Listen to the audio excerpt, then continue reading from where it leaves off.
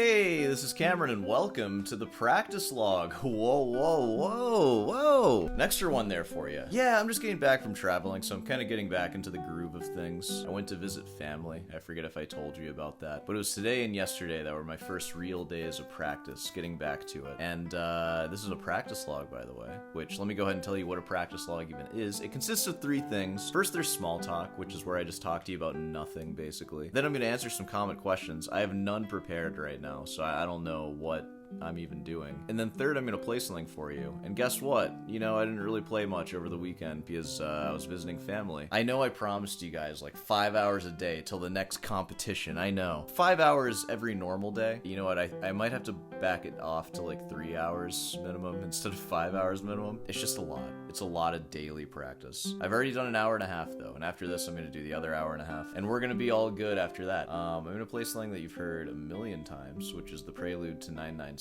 And it went well. It feels fine. I feel like I'm starting to lose control over it a little bit, or maybe I'm starting to notice how uncontrolled it is. So I might need to look back at that one and really make sure everything's coming along. I'm noticing that a lot with my playing. I'm just noticing all these places where I just don't have the control that I want. By the way, remember that recital class that I've been talking about? Well, it's canceled. It's not happening. No, I'm just kidding. It's actually up. It's up on my Patreon right now. I was gonna do it in a more complicated way that was more like independent, but I think right now, I think there's a helicopter outside. Did you hear that?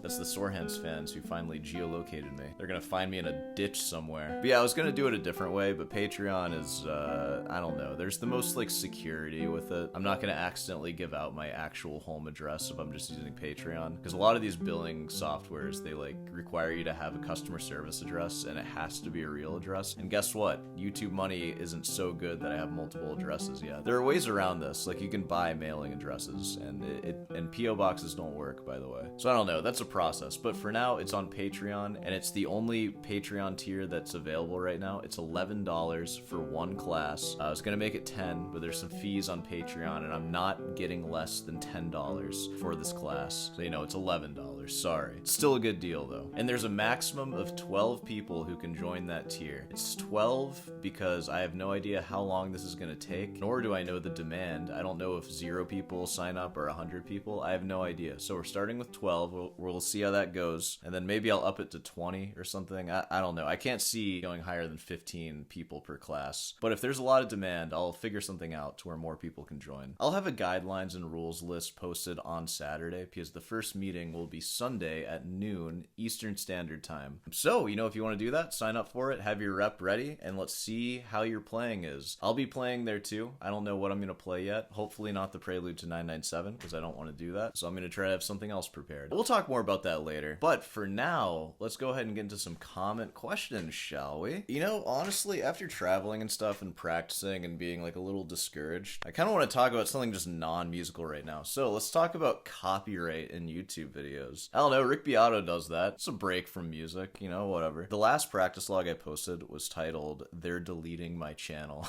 And then "It's Been Fun, sad face." And that video actually performed pretty well, which is funny and also like, I don't know. I don't really know what to make of that. It's a weird world that we live in. You can't have a YouTube channel and not clickbait things. Like, maybe you can if your content is just the most interesting stuff on earth, which mine just so isn't. So it's tough, but let's see some of your comments here. Finally, YouTube did the right thing. No one will miss you, that's for sure. All right, maybe not that one. All right, this one is from Fiona Connolly, friend of the channel. So disappointing. Can't really see how a review channel is a breach of copyright, but there you are. It's been great. You have taught me a lot in a short time, so thank you for your efforts. Don't worry, nothing's actually happening, which is like, that's the Sorehands way. Nothing actually happens ever. My channel has no copyright strikes or anything like that, though I put a lot of effort into avoiding them. Because if I didn't put that effort, any video that involves a Rick Beato video, because he plays copyright material all the time, any music review that I'm doing, so like if I'm reviewing like Paco de Lucia or that other guy, Mr. Amigo, whoever it is, those would get copyrighted. And even my practice logs aren't safe. If I'm playing something that was written less than 100 years ago, if I play it well enough, that will also get a copyright strike. And those are actually the only videos that truly get copyrighted because there's not really anything I can do about that, because I can't cut up my own performance and call it a practice log. I just take the loss on those, and the loss is I lose 55% of the revenue. Thankfully, the practice logs don't make that much money anyways, but it's still annoying. And also, I think those are probably the most understandable breaches of copyright, because that truly is a breach of copyright. I don't own the rights to this new music that I'm playing. But with reviewing stuff, I'm not really sure what the deal is, because I thought that fair use was like a thing. And as far as I can tell, when it comes to fair use, the main things that they're looking for is that it's transformative in some way. And how I would transform it, of course, is that it is entertainment, or even sometimes under the loosest of definitions,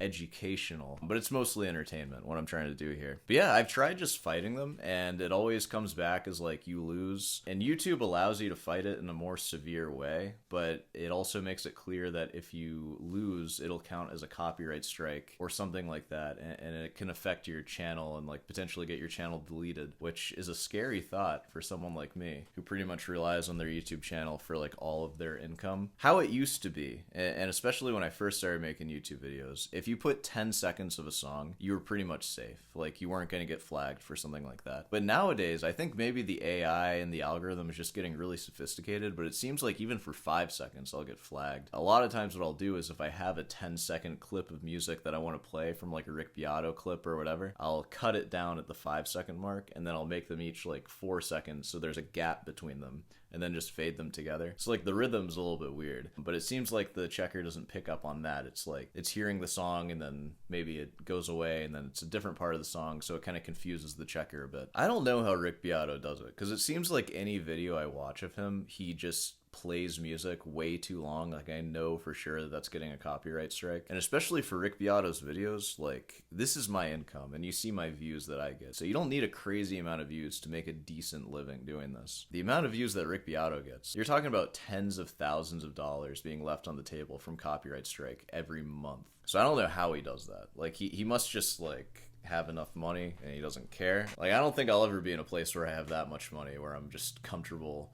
letting those copyright strikes go and just knowing that I'm not getting that. It seems like a lot of you took that serious. As far as I can tell, you need 3 actual strikes for your channel to get deleted, and I would be so careful if I ever got 1 going forward. You're not going to see my channel get deleted ever. This one's from Michael Shannon 9169. Wow, how could YouTube possibly land you with a copyright strike? All classical music is exactly the same. How would YouTube even detect one song from another? Well, it's funny, like, YouTube doesn't detect one song from another. I'll play a piece like Lob der Tränen or the Preludes to 997 or even the Soar Mozart variations, and it'll just find the most famous recording of that and think that what I'm playing is that. So it literally doesn't. It doesn't hear a public domain work by Soar or Bach and differentiate it from a copyrighted performance of it that was done recently. So it doesn't. It all sounds exactly the same. You're right. Hey, a comment on the recital class. Let's look at that. This one's from Bill B3460, friend of the channel. Possible to join the recital class without playing in the class? Well, so my first instinct is to say if you're paying $11, you can play or not play. I don't care. But there are only going to be 12 seats available, and I imagine that you want to play if you're going to buy one of the seats, because I don't really see the point of like doing it unless you're going to play, unless you're just auditing it just to see what it's like before you're ready to play.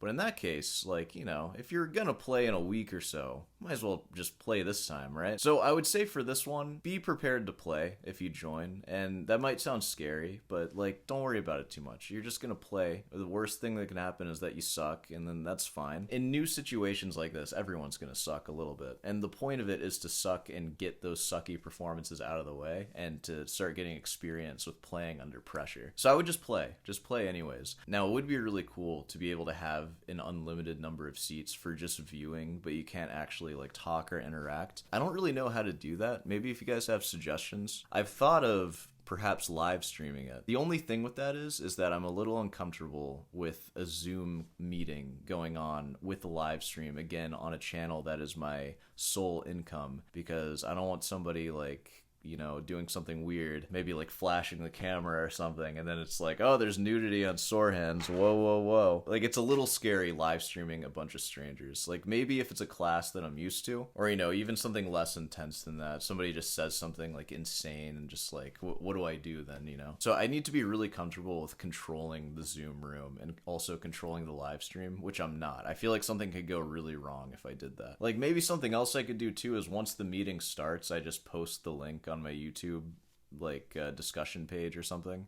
But I could see that being really disruptive, again, if I don't have perfect control of the Zoom room. So I don't know. Right now, how it works, 12 people can join. Hopefully all of you will play, whoever joins. I don't know if all 12 seats will be filled. I don't know if that's going to take an hour or like 3 hours to get through. I have no idea. I've never done this before. So we'll see what happens. Again, if you want to reserve my seat, go to my Patreon in the description. Sign up for the one tier that's available for $11. And it should say how many seats are left out of 12. So, you know, get that if you want to do that. And once you do that, you should be able to message me on Patreon if you have questions about anything.